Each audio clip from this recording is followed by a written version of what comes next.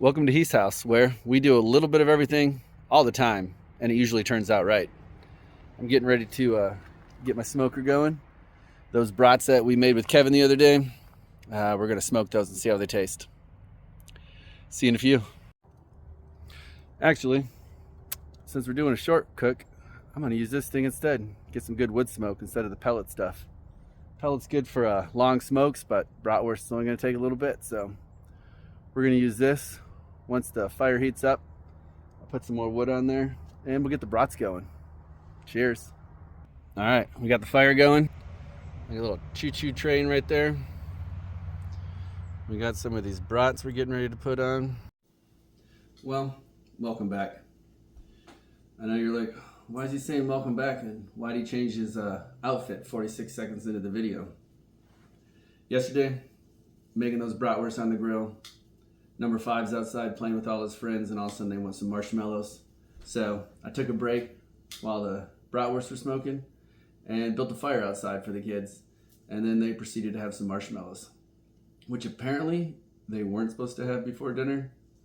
I don't know, but he ate all his dinner anyway, so it worked out. So now I'm cooking some of these up for lunch. I have 2 left over. My dog Bodie's here. He wants to get some more of them, but I only got 2, so I don't think he's going to get any today. So I figured I'd restart the video. Might as well finish it off, right? While I'm cooking up these brats. All right, while those are heating up, we got a few minutes here, so I figured I'd answer a couple questions you guys had on that last video.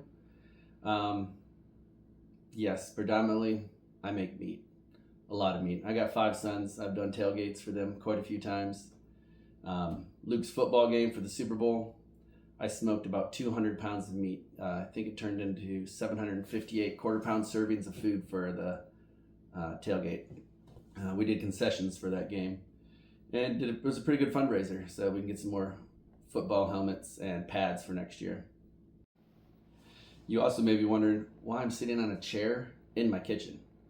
Well, we bought this house as a fixer-upper. We actually had to sign a waiver to come in to look at it because it had so much water damage and mold inside of it.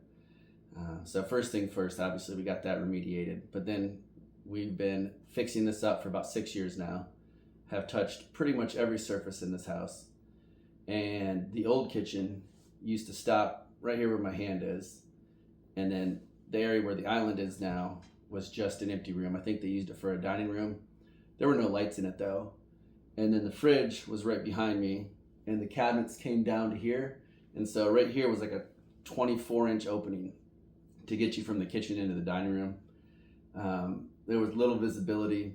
The tiles were, 80s blue tiles in the kitchen.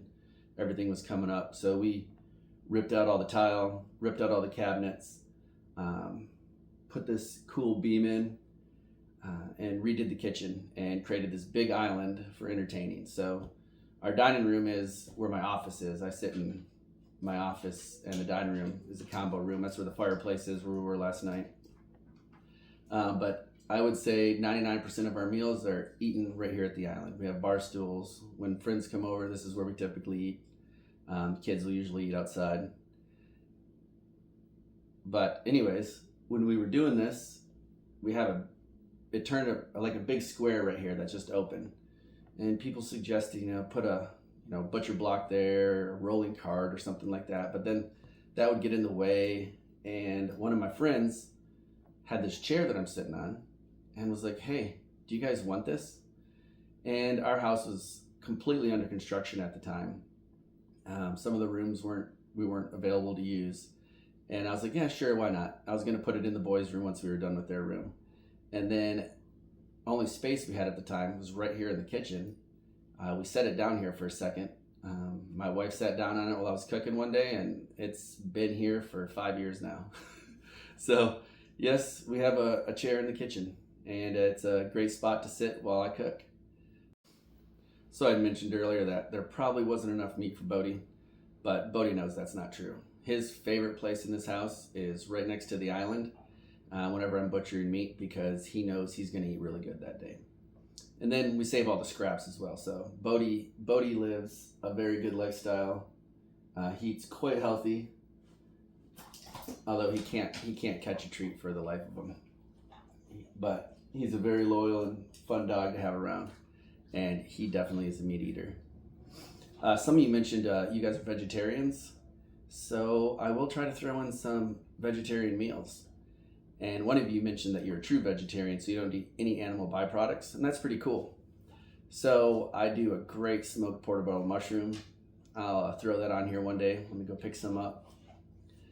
Liz, actually, that's one of Liz's favorite things I make is that portobello mushroom. She loves mushrooms. So if you have any other vegetables that you prefer, let me know. I guarantee you I can turn it into something nice. So let me know what food you guys like. I'm always up for a challenge, making new things. I've probably already made it, but if not, I'll probably enjoy making it. Not a huge recipe follower. I usually just look at what the finished product is supposed to be and kind of make it from there. That usually always works out. Sometimes I'll make something, Liz will be like, oh man, I wish you could make that again. What was the recipe?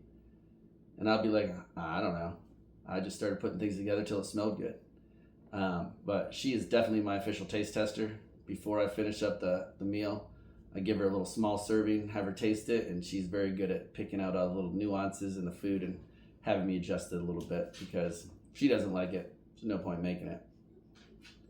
I think the brats are almost done, so I'm gonna enjoy lunch. Yeah, they're almost done, so I'm gonna enjoy some lunch here. And I can't leave Bodie out, so got to give him a little bit too. You know he enjoys that.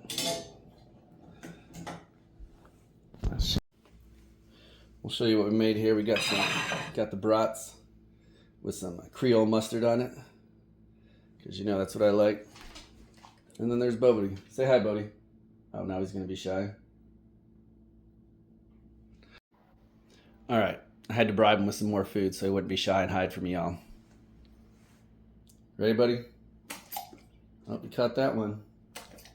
Caught that one. Last one. There you go. All right, well, thanks for stopping by Heath's house, where the food is always fresh and the back deck is always open. I look forward to seeing you all around. Bye.